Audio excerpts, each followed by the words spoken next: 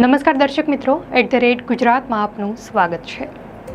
બરાબર એક મહિના પહેલાં અમદાવાદના સરદાર વલ્લભભાઈ પટેલ એરપોર્ટ પરથી ઉડાન ભરીને ગણતરીની મિનિટોમાં ક્રેશ થયેલા વિમાનમાં અનેક લોકોએ જીવ ગુમાવ્યા। આ દુર્ઘટના મામલે ભારતના એરક્રાફ્ટ એક્સિડન્ટ ઇન્વેસ્ટિગેશન બ્યુરોએ તેનો પ્રાથમિક રિપોર્ટ જાહેર કરી દીધો છે। આ રિપોર્ટ પ્રમાણે વિમાનના બંને ફ્યુઅલ કંટ્રોલ સ્વિચ વિમાનના ટેક ઓફ થતાની સાથે જ કટ ઓફ પોઝિશનમાં જતી રહી હતી।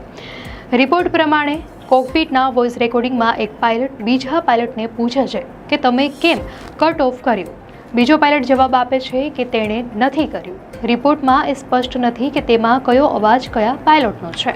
ઉડાન સમયે વિમાનને કો પાયલટ ઉડાવી રહ્યા હતા, જ્યારે કે કેપ્ટન તેની દેખરેખ રાખી રહ્યા હતા। 15 પાનાના આ રિપોર્ટમાં જણાવવામાં આવ્યું છે કે વિમાન ટેક ઓફ થયા બાદ કેટલીક સેકન્ડોમાં જ તેની સાથે શું થયું। હવે જે ફ્યુઅલ સ્વિચ બંધ થવાને કારણે આ પ્લેન ક્રેશ થયું હોવાનું પ્રાથમિક તારણ મળે છે તે ફ્યુઅલ સ્વિચ શું છે અને તે કોઈ પણ પ્લેન માટે કેમ મહત્વની છે તે સમજીએ। ફ્યુઅલ સ્વિચ શું છે? તો ફ્યુઅલ કંટ્રોલ સ્વિચ એ વિમાનના એન્જિનોમાં ઇંધણના પુરવઠાને નિયંત્રિત કરવા માટેનું એક ઉપકરણ છે જે ખૂબ જ મહત્વનું માનવામાં આવે છે। પાયલટ આ સ્વિચનો ઉપયોગ એન્જિન શરૂ કરવા, બંધ કરવા કે કટોકટીની સ્થિતિમાં એન્જિનનું સંચાલન કરવા માટે કરે છે। આ સ્વિચની બે મુખ્ય સ્થિતિઓ હોય છે। રન, તે સ્થિતિમાં ઇંધણ એન્જિનો સુધી પહોંચે છે, જેનાથી એન્જિન ચાલુ રહે છે અને થ્રસ્ટ ઉત્પન્ન થાય છે। આ સ્થિતિ ઉડાન દરમિયાન સામાન્ય હોય છે, જ્યારે કટ ઓફ સ્થિતિમાં એન્જિનોને ઇંધણનો પુરવઠો બંધ થઈ જાય છે, જેના કારણે એન્જિનો તાત્કાલિક બંધ થઈ જાય છે।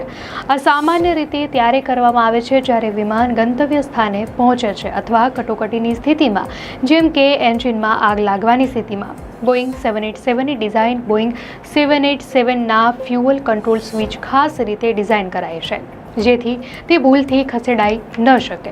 આ સ્વિચની આસપાસ બ્રેકેટ્સ અને મેટલ સ્ટોપ લોક મિકેનિઝમ હોય છે, જેના માટે સ્વિચને પહેલા ઉપર ખેંચવું પડે છે અને ત્યારબાદ રનથી કટ ઓફ સ્થિતિમાં ખસેડવું પડે છે। આ ડિઝાઇન અજાણતા સ્વિચ બંધ થવાની શક્યતા ઘટાડે છે। જો એન્જિનમાં આગ લાગે તો સંબંધિત સ્વિચ લાલ રંગમાં ચમકે છે, જે પાયલોટને તાત્કાલિક ચેતવણી આપે છે। રિપોર્ટમાં કહેવામાં આવ્યું છે કે એરપોર્ટથી મળેલા સીસીટીવી ફૂટેજમાં જોવામાં આવ્યું છે કે લિફ્ટ ઓફના તરત જ વિમાને ઉપર ઉઠવાનું શરૂ કર્યું હતું, ત્યારે રેમ એર ટર્બાઇન એક્ટિવ થઈ ગઈ હતી। ઉડાનના રસ્તાની આસપાસ કોઈ મોટી બર્ડ એક્ટિવિટીની કોઈ જાણકારી પણ નથી। એરપોર્ટના રનવેની બાઉન્ડ્રી પાર કરવા પહેલાં જ વિમાને ઊંચાઈ ખોવાની શરૂઆત કરી દીધી હતી। રિપોર્ટ અનુસાર ફ્યુઅલના સેમ્પલનો રિપોર્ટ પણ સંતોષજનક મળ્યો છે, જોકે પ્રશ્નો હજુ પણ બાકી છે। નિષ્ણાંતો કહે છે કે આકસ્મિક રીતે ફ્યુઅલ કંટ્રોલ સ્વિચ બંધ કરવી લગભગ અશક્ય છે, કારણ કે આ માટે સ્વિચને જાણી જોઈને ઉપર ઉઠાવીને કટ ઓફ પોઝિશન પર લઈ જવી પડે છે।